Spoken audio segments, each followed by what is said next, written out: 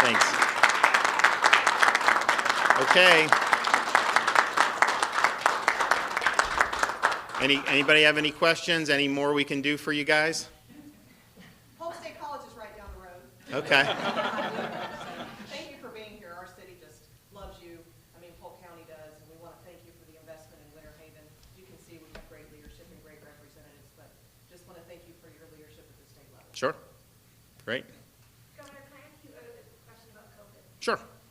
More, obviously on the other side of this latest surge, which is great. I was just wondering if you've had the opportunity to look back, kind of reflect on what could have been done differently with 56,000 Floridians dying.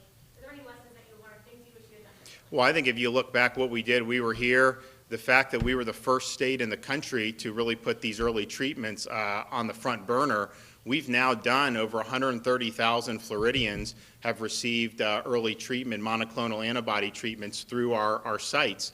And that has saved thousands and thousands and thousands of people for being hospitalized. How do I know? Because they let you know about they were one step removed. So that saved a lot of lives. I think that going back when these first came out, I think that those should have been something that were really on the front burner. And I know a lot of folks, there was a lot of other things going on, but man, you heard very little about this early treatment from the powers that be in D.C. And so we were in a situation over the summer, you have the big Delta wave in the South, and almost none of the people who were hospitalized had gotten any type of early treatment. And so, yes, we have, 13, 14 millions of folks vaccinated. Unfortunately, some, particularly our elderly, you were seeing people getting infected even though they were, and so that was kind of a missing piece. So I think we were able to really fill a gap, but I do think this should have been something that from the HHS and the whole national perspective was letting people know that if you do get infected, this is something. And in our sites, fortunately, we're now bottom two. I think we're 48th or 49th in terms of COVID infection based on different estimates. And so the demand for that has been less than it was 2 months ago.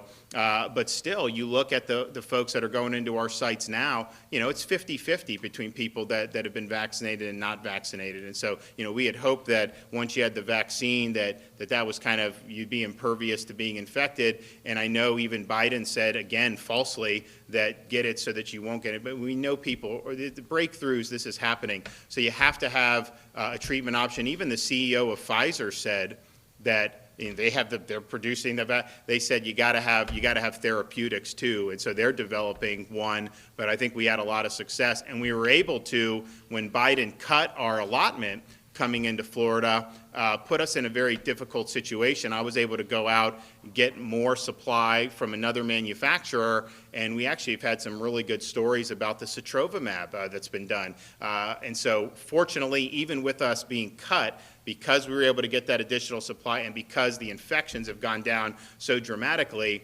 we're hopefully going to be able to get everyone that needed to be. But I think it's important to point out, you go back 6-8 weeks ago, and there were people saying, oh, you're going to have kids in school, all this other stuff's going to go. And the fact is, the COVID has gone down dramatically since kids went back into school. I mean, if you look at the beginning of September until the present, you've had massive declines all across the state in this COVID. And so I think that the notion that people are still trying to restrict these kids with schools is totally not based in reality, and it's totally unscientific. And so we were very much a leader last year in making sure the kids were in school in person, and then this year, we wanted them in school with parents really being in the driver's seat about how they're doing that. And I think that the results, are in on that, and we've seen huge declines